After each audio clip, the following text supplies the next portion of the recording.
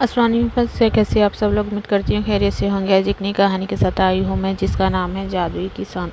एक छोटे से गांव में गोपाल नाम का एक गरीब किसान रहता था। उसके पास थोड़ी सी ज़मीन थी, लेकिन वे बहुत मेहनती और ईमानदार था। हर सुबह वे सूरज निकलने से पहले खेत में पहुँच जाता और फसल की देखभाल करता। एक साल गाँव में भयंकर सूखा पड़ा। कुएं सूख गए और खेतों की मिट्टी फटने लगी। गोपाल बहुत परेशान था, फिर भी उसने मेहनत करना नहीं छोड़ा।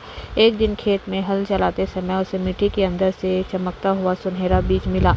अभी एक मधुर आवाज़ आई, गोपाल, ये जादुई बीज है। इसे केवल वही इंसान उगा सकता है जिसका दिल सच्चा हो।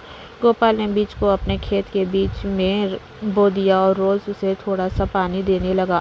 कुछ ही दिनों में वहाँ एक विशाल पौधा उग गया। उस पौधे पर साधारण अनाज की जगह सुनहरी बालियाँ लगी थी। गोपाल ने जैसे ही एक बाली तोड़ी, उसके खेत में चारों ओर हरी भरी फसल उग गई।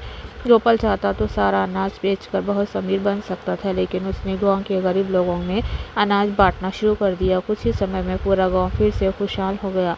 गांव के लालची साहूकार ने जब ये देखा तो उसने भी जादुई बीज पाने की कोशिश की, लेकिन उसके हाथ में बीज आते ही वे साधारण पत्थर बन गया। तभी वही आवाज़ आई, जादू उस बीज में नहीं, इंसान की नीयत और मेहनत में है। गोपाल मुस्कुराया और पहले से भी ज़्यादा मेहनत करने लगा।